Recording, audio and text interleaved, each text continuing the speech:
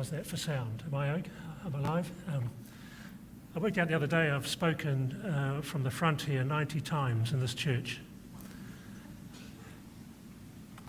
But it doesn't get any easier. But this is a first. I've done it many times in other places, but I have never done this here in this place. Kai aku nui, kai aku rahi. Tēnā koutou, tēnā koutou, tēnā koutou katoa. Ko mokatua te amonga. Ko opahi te awa. Kai o tautahi aho e noho ana. Ko Grant Adams takua noa. Nā reira, tēnā koutou katoa.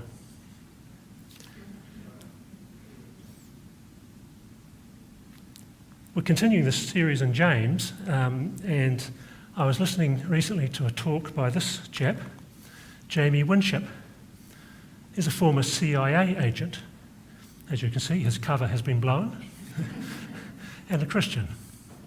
He had worked in conflict zones around the world in order to peacefully de-escalate violent situations. That included working in Palestine with Hamas cells. He was saying he thought there were only basically two major worldviews which lie behind all other worldviews. A desire for or a belief in separation, or a belief and desire for connection. A writer I really like, and apparently John does too, Miroslav Volf, a Croatian theologian, whose own experience of conflict in the Balkan Wars of the 1990s brought him to the same conclusion as Winship. His powerful book, Exclusion and Embrace, which I've put the front cover up there for you, outlines the same underlying theme in humanity and in each of us. The title says it all. So this intentional desire to separate or exclude exists at all levels. It's geopolitical, it's within countries, it's within communities, churches, and in each of us. At one level, it's based on the fear of scarcity. We think there's not enough for everyone, and so we must protect what we can for the sake of ourselves and our loved ones. And this leads us to exclude those who might in some way be a threat to that resource, whether it be the basic necessities of life or something less necessary but important to us, maybe our status or just recognition. And this view of everything being a sort of a zero-sum game, the scarcity model, creates a lot of things, including FOMO, fear of missing out, or worse, the fear of the other. Simply because we imagine the other, are some sort of threat to our having, or our being, or being recognised. So we push them away from ourselves, if not visibly, at least in our minds. And it leads us to categorise or label those others. We may even call them perpetrators of some form of injustice to us. Colonialists, racists, ageists, boomers, I get that a bit, Gen X, Y, or Z, or whatever's coming next, or any other label that helps us feel superior in some way, more entitled to something. And by adding ism or ist to words becomes a way we can weaponise language to create and maintain marginalisation and separation. You see, if we can identify and label the other, and this can be in small ways, the psychological impact is that we can feel more justified, righteous even. We feel part of a group of like-minded people. And so a negative foundation becomes the basis of our community. But we know, don't we, that's not where our righteousness or our justification comes from. The resulting polarity in our society seems to be greater than ever. Social media has contributed significantly, introduced the opportunity for criticism and personal attack anonymously. It rewards the gutless. It can also be a place where we create a false persona of ourselves, the perfect life. Lots of likes. However, social media is only a vehicle for our weaknesses. It is not the cause. And as we know, the gospel of Jesus turns this upside down. And James knows it too. His letter is more grounded in the ethical teaching of Jesus than any other work in the New Testament. I want to read that passage again, but this time in Eugene Peterson's version. Do you want to be counted wise, to build a reputation for wisdom? Here's what you do. Live well, live wisely, live humbly. It's the way you live, not the way you talk, that counts. Mean-spirited ambition isn't wisdom. Boasting that you're wise isn't wisdom. Twisting the truth to make yourselves sound wise isn't wisdom. It's the furthest thing from it, my translation. It's animal cunning, devilish plotting. Whenever you're trying to look better than others or get the better of others, things fall apart and everyone ends up at the other's throats. Real wisdom, God's wisdom, begins with a holy life and is characterized by getting along with others.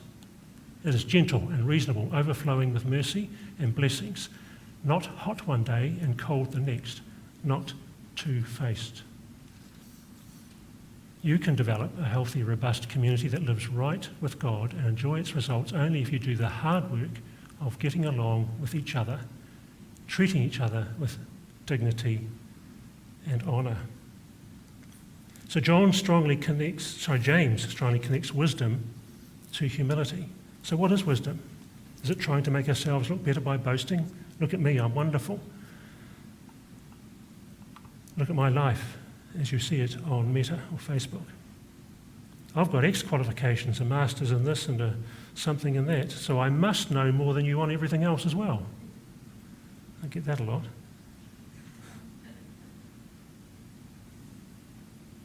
The book of James is known as traditional wisdom literature. One dominant theme of true wisdom in that genre is that it holds knowledge lightly. The wiser you are, the more you realise what you don't know. That's how wisdom and humility connect. In my law practice, one of my older partners often hammered the line, less is more. And it wasn't just about my writing, well, it was. De minimis, he called it. De minimis. What's that? Less is more. And I think that applies to a lot of stuff in life. But as well as wisdom and humility, James also says something about wisdom and truth.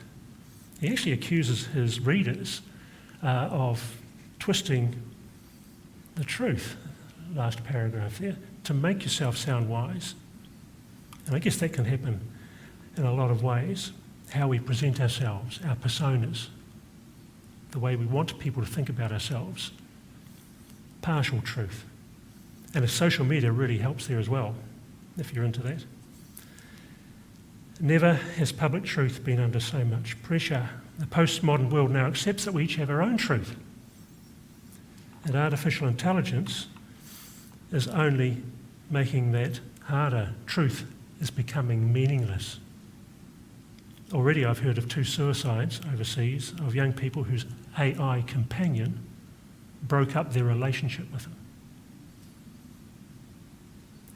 James says real wisdom in all this begins with a life aligned with God, a holy life.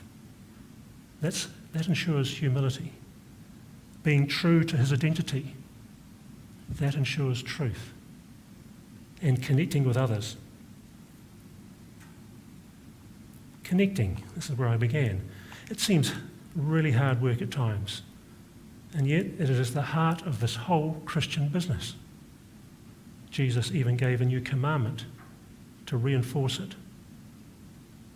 Love one another. He also said that he came here that all of us might be one.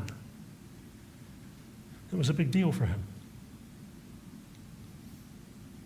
And this is where James helps us, I think, with his direct but practical and simple message, which challenges us about the really wise way for you and me to act in this world. Do we think we're being clever by seeking to separate, to marginalise, to make ourselves feel better at the expense of others, or to create false personas? Will we be happier or gain more that way? Now, I appreciate that for many of us there are internal hang-ups and unresolved issues that also make it hard to connect. Some of us find ourselves expressing anger at others, often for stuff that has gone on in our own lives, but for which we are not willing to accept our responsibility. It's really complex at times.